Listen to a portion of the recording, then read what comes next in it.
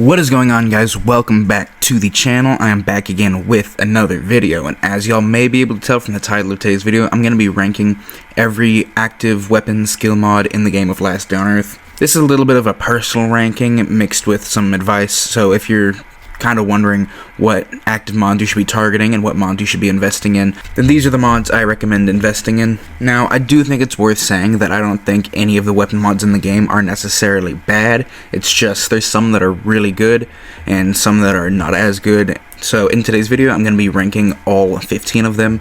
This list is going to be exclusive to the single player weapon mod, so again, sorry multiplayer, but you will be excluded from this list.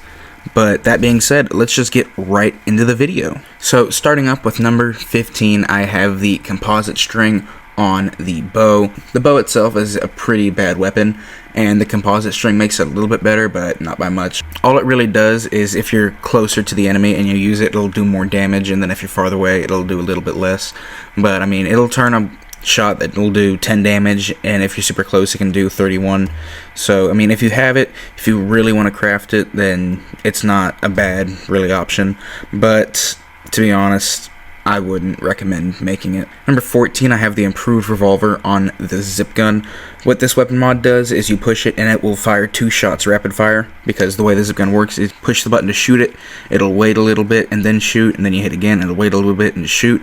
And what this mod does is it'll shoot the gun like pow pow immediately, so 2 simultaneous shots. This mod would be pretty good if it was on, I don't know, the shotgun, but it's on the zip gun, which does 15-18 damage per shot. So it's kinda just pointless and something I don't recommend investing into.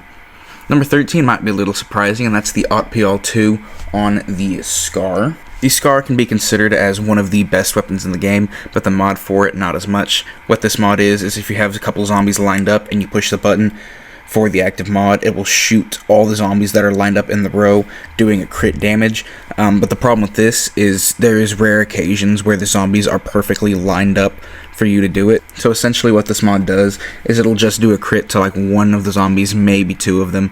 Because if you're being chased, odds are it's not going to be a perfect straight line. They're going to be kind of jumbled up, and you're going to be at an angle, so if you try and shoot straight, it won't hit all of them. At number 12, I have the sniper shot for the M16. Basically what this does is kind of like the opposite of the composite bow. The farther you are away from an enemy and you push the button, it'll do more damage. So if you're the max distance from it, it can do like 30-40 damage in a single shot. Problem with this though is you're only getting a little bit more damage in one shot, because then you're still having to wait for the timer to reset on it. I don't particularly think that this is a bad mod per se, but there are so many better mods in the game than this. At number 11, I have the Facebreaker mod for the makeshift bat. What this mod does is when you use it, it'll swing and it'll push the enemy back, stunning them.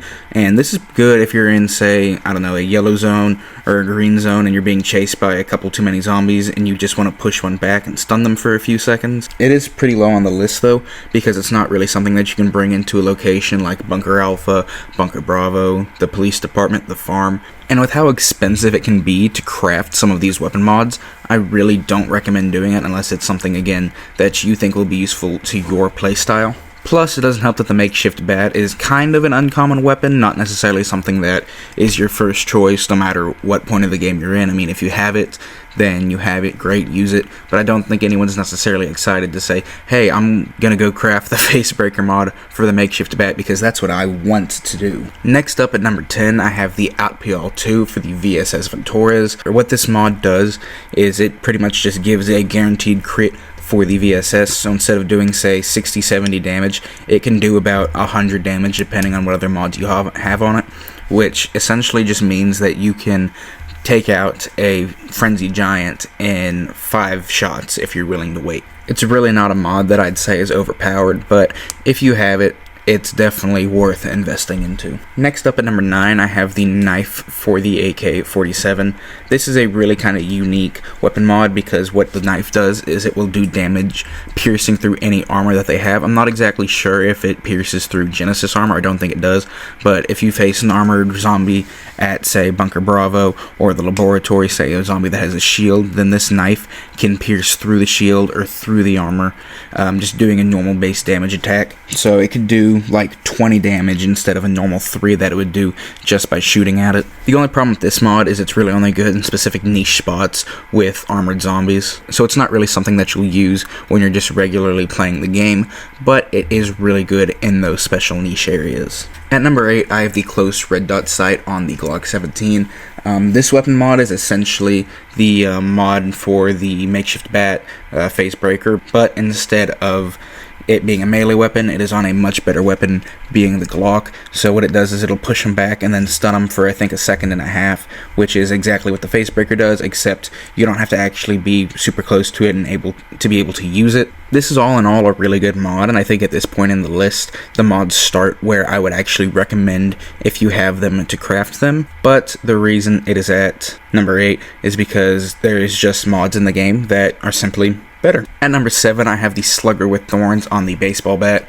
This is the only weapon mod, I'm pretty sure, that does bleeding damage. So if you use the weapon mod, it'll swing and then it'll do, I think, 25 damage and extra bleeding damage. And what's unique about this is it works on every zombie in the game. So I'm not sure if it's still the case, but I know for a while this would be the most efficient way to kill the big one at the red zone, would be to bleed, make it bleed, run away, make it bleed, run away, because instead of just doing its base 1 damage, it'll do 3 bleeding damage over the span of a few seconds. At number 6, I have the leg shot on the M16.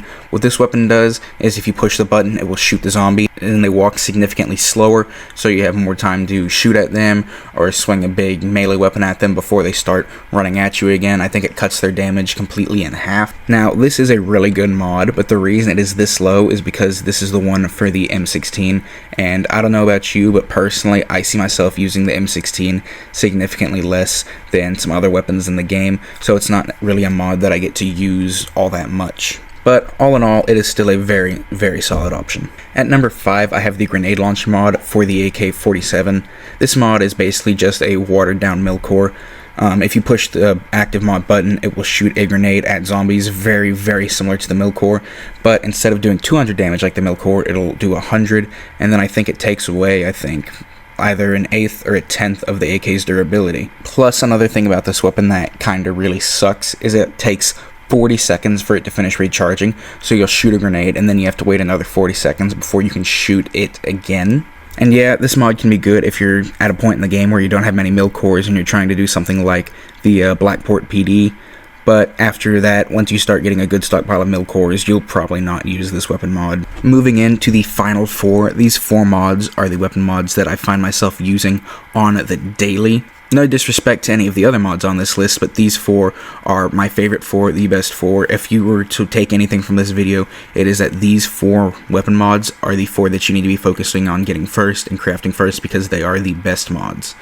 And at number 4 is the engine for the Sawblade Mace. This is really, really good for sneak attacks and just regular attacks. What it will do is it'll do 3 rapid hits at 70% of its damage, but it'll still use the same amount of durability on swings, so you're sacrificing a little bit of durability and a little less damage to get 3 really big swings off super, super fast. You can do a really good combo of this by doing a sneak attack and then the engine attack, so you can knock out a Toxic Abomination before they even know what hit them. Plus, I just think it's a fun mod. I think it's an interesting concept, and the animation for it looks really cool. Number 3, I have the Gut Hook Blade for the Machete. The Machete is hands down the best melee weapon in the game, and it has a good mod to complement it.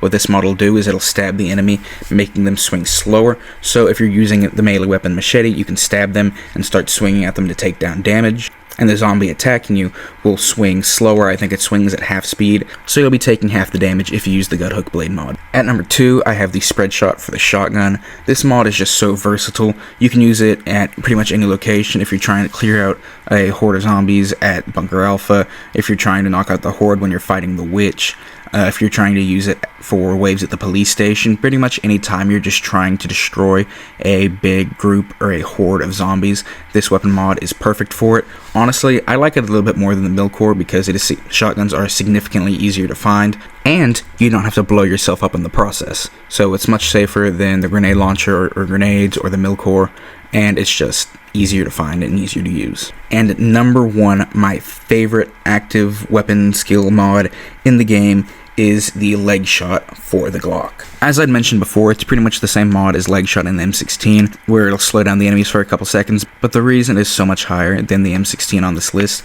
is because I just find myself using the Glock so much more than the M16. The mod itself is really good. If you have a zombie running after you, you stun them, you can fire like 250 damage in it before they return to normal speed, and then you can just go back to turning and burning. So with this mod, you can probably take out zombies without them even hitting you. Hands down, the leg shot on the Glock is the best weapon mod in the entire game. And that is the video, guys. I hope y'all did enjoy. If you did, be sure to leave a like, be sure to subscribe. It helps the channel out more than you can believe, and it is absolutely free, and you can always change your mind whenever you'd like. There are absolutely no hard feelings. If you want to help the video out even more, you can leave a comment. If you don't know what to comment, then just, I don't know, comment your favorite Girl Scout cookie.